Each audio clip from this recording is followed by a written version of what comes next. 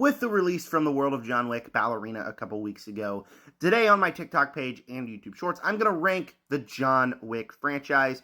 Go check out my full video on my channel, Zach with an H, D Films, where I rank them all and go into it more exclusively. In my number 5 spot, I got the John Wick franchise. Now, I don't love this franchise like most people do. I think it's a good franchise. I just don't have that love for it. And the first film kind of left me a little underwhelmed. I thought it still had its moments. There's still some good action pieces in here. Some still good emotions. But overall, the pacing definitely kind of dragged this one down for me. The final battle is John Wick fighting an old guy and didn't really get the point across for me. So, expecting something much better later on in this franchise, this one definitely disappointed me. In my 4th spot, John Wick Chapter 2. Now, this was my favorite movie of the franchise till I rewatched it, and I just really didn't get it like I did that first time.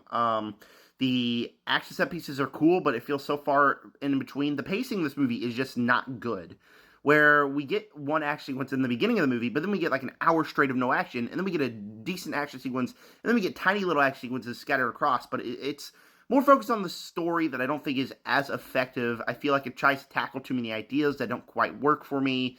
And honestly, John Wick in a story aspect, I don't think the character itself is a character that's like all that fun to just be in an adventure with if he's not killing people. So I honestly left this one on rewatch a little bored.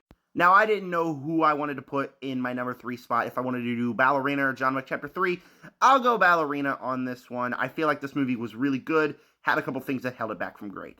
The action in this movie is just absolutely insane. You've got stuff with grenades, stuff with swords, stuff with flamethrowers, stuff with guns, and it really flows really well within the movie. Ana de Armas is awesome. The lore expands on this John Wick universe. But for me, the movie itself kind of, in the middle of the movie, kind of just lost me there for a little bit. Kind of felt more like a generic action movie instead of a movie in John Wick. But we get me completely back in with that third act. And my number 2 spot is John Wick Chapter 3, Parabellum, and this is why I say I'm a little complicated on this franchise, because I feel like this and Ballerina is a 3.5-star film. I do like this film. I think this one probably has some of the best action in this franchise, but the story really just isn't there. It gets us from the end of Chapter 2 to Chapter 4. We don't really get anywhere with the story, but hey, that action is awesome.